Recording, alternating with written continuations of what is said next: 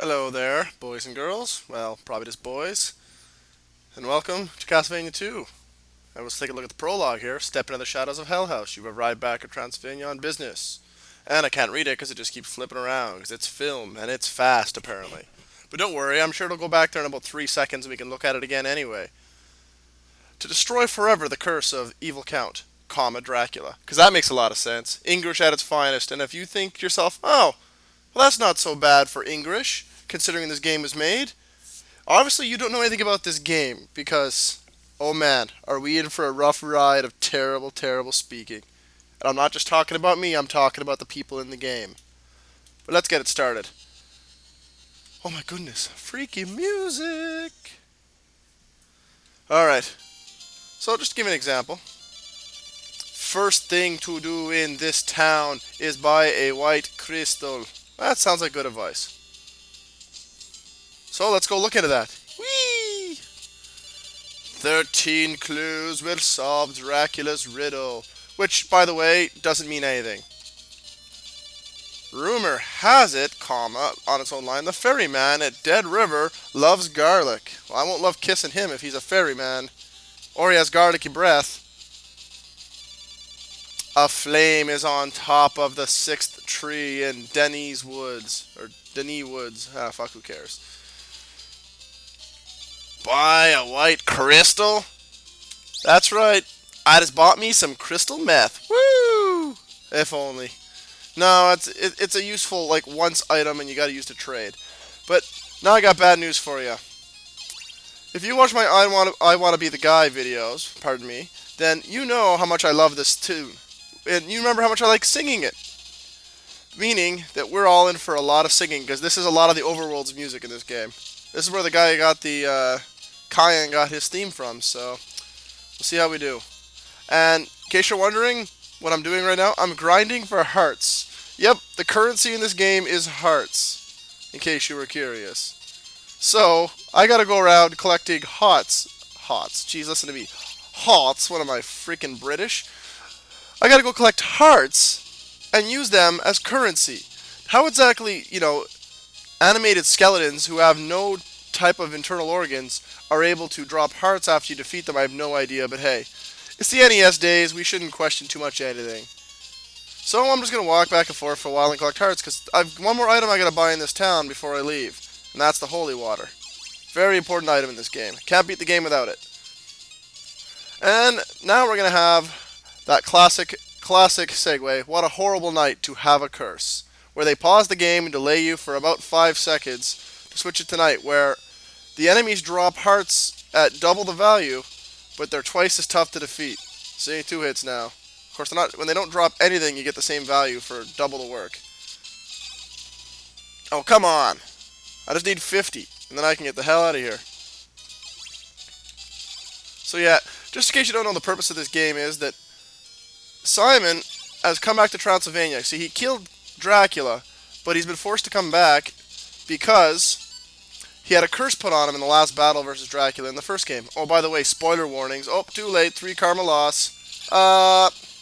Anyway, so he has to come back and kill Dracula because he's got to defeat him within a certain time frame or he will die. Yeah, that's pretty, that's pretty much a downer right there. So, what happened at the end of the last one that they don't show you is that after Dracula was defeated, his body parts were scattered across Transylvania into 5 heavily guarded mansions. And now Simon's going to have to go break into these mansions, and he's going to have to get the body parts out of Hawk, basically. So it'll be interesting to see how it all works out.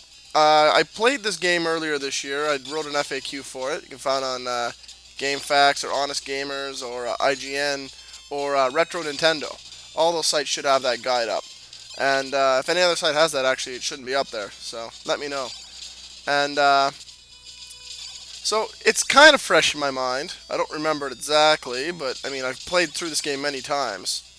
As a kid, I actually managed to beat this without any help. Me and my brother, we figured this game out together. It took a long time to get through all this stuff due to how, piss poor the translation is and how utterly unhelpful the village folk are most of the time.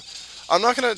I could talk to every single one, but I'm not gonna delay you. But I will try to talk to any I come across and see if we can find any of the classic, like horrible, horrible lines in this game. Like the one about ducking in the graveyard. If I can find that one for you, oh man, you just will have to laugh for days. It is that bad. All right, how we doing? Oh, we got enough hearts, so that's good news. So now we just got to. Now we just gotta wait for it to be daytime, because when at nighttime the towns are closed up and there's zombies running wild in the streets. Yeah. Even though you've beat Dracula, it's still not a very nice place to live. Oh, come on. Oh, now you're gonna come after me, eh? Really, it's not a pleasant place to live. I mean, look at this. I walked outside the first town in the game, the very first town. What's happening? Simon is being accosted by walking skeletons and wolf men. That's not exactly what I would call nice and safe. There we go. The morning sun has vanquished the horrible curse. Oh, sorry, night. What am I saying curse for? I know why, because it said curse before. Now it's just the night. That's not very fair or nice. Alright, let's go get that thing. Do I remember where it is? Hell no! I just know it's in this town.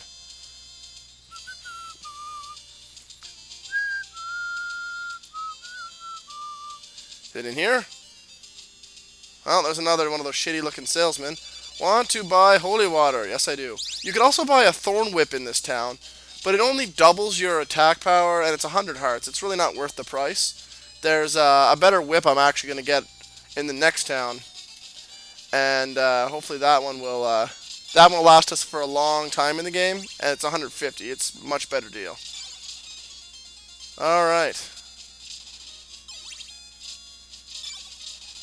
Just got to keep moving.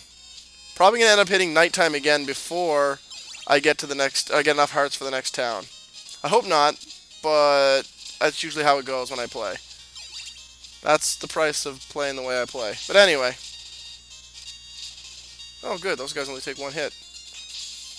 Now, this here is one of the bigger piss-offs in the game. When you first start, do you really want this to be the second screen people are going to be dealing with?